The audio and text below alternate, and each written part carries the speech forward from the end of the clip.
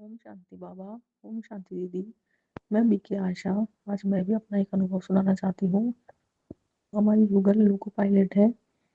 आज से 3 महीने पहले जब वो ट्रेन चला रहे थे तो उनकी ट्रेन 5 सेकंड आगे निकल गई थी, जो एक जुर्म ही होता है इस ड्यूटी के अंदर। तो इनको उसी टाइम ट्रेन से नीचे उतार लिया गया और जोधपुर बुला लिया गया।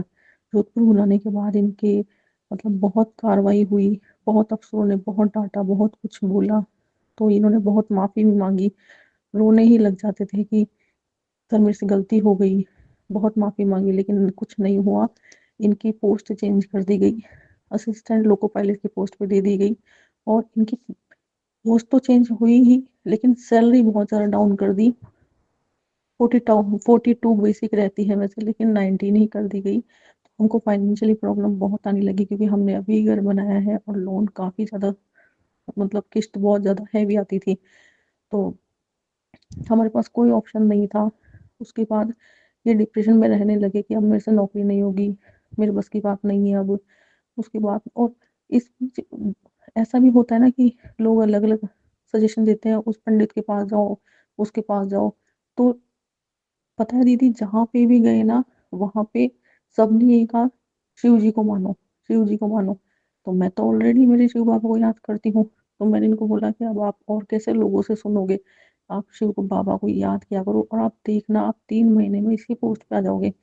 मेरे को ये हिम्मत थी और मेरे अंदर से रोज ये आवाज़ निकलती थी कि 3 महीने में आप इसी पोस्ट पे वापस आ जाओगे, आप देखना कि ऐसा नहीं हो सकता। क्योंकि इनको ये सजा साल भर के लिए मिली थी कि साल भर तक आप इसी पोस्ट पे रहोगे, असिस्टेंट लोको पायलट की पोस्ट पे, और सैलरी भी कमाएगी। तो हमारी फाइनेंशियली प्रॉब्लम वैसे ही आने लगी और ज़्यादा टेंशन होने लगी कि अब सैलरी कमाएगी तो फिर लोन की किस्त कैसे जाएगी। तो हमारे पास ये ऑप्शन था कि जयपुर में प्लॉट है, हम वो बेच दें, लेकिन वो भी नहीं बिक रहा था। और फिर हमने सोचा कि घर बेच देते हैं ये वाला। तो एकदम से तो घर भी नहीं बिकता है ना। उसके बाद में अब ये था कि हम ये महीना निकाल सकते थे, अगले महीने बैंक वाले आके ताला लगा देते और हमको घर से बाहर निकाल देते। उसके बाद में मैं बाबा को रोज़ लेटर लिखती थी, बाबा इतनी टेंशन में देखा नहीं जाता, आप इनको या तो उसी पोस्ट पे लाओ या फिर कुछ भी ऐसा करो कि जिससे ये घर की जो फाइनेंशियल प्रॉब्लम है ये भी दूर हो जाए। तो हमारे गांव में के ही एक अंकल हैं यहाँ जोधपुर में, उन वो उनसे हमारी इतनी ज़्यादा बातचीत नहीं होती है, लेकिन इन 2-3 दिन से उनका फ़ोन आने लगा कि महेश चल हम तेरी बात करके आते हैं। वो भी लोको पायलट है लेकिन रिटायर हो गए, और इतनी कोई बड़ी पोस्ट या उनकी जानकारी भी इतनी कुछ ज़्यादा नहीं थी। लेकिन फिर भी ये उनके साथ गए अपनी फाइल वगैरह लेके, और अफसरों के वापस चक्कर काटने लगे, उनसे रिक्वेस्ट करी। तो एकदम से सभी अफ़सर मान गए। जो अफ़सर पहले अधिकारी ऐसे कह रहा था कि मैं अपने बाप की भी नहीं मानता हूँ। तो और इस बीच उन्होंने ये तक कह दिया था कि अपने बीवी बच्चों को कह देना कि अपना अलग मतलब खाने-पीने का गुज़ारा करें, क्योंकि इस कदर इनको बहुत डाँट पड़ी थी। उसके बाद में लेकिन देख लो वही अफ़सर मान गया है अब। और बाबा ने ऐसा चमत्कार किया है कि 15 दिन, आज भी हमारे घर पे अफ़सर वग़ैरह आए थे, उन्होंने अच्छे से समझाया और अच्छे से बोला कि आपको 15 दिन के बाद इसी पोस्ट पे ले लिया जाएगा। आपकी जो पहले वाली ड्यूटी थी वही दे दी जाएगी।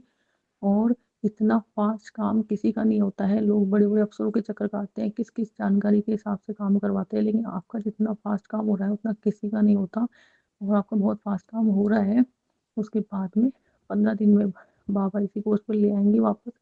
तो बाबा पे एक विश्वास था कि बाबा बुरा कभी नहीं होने देगा।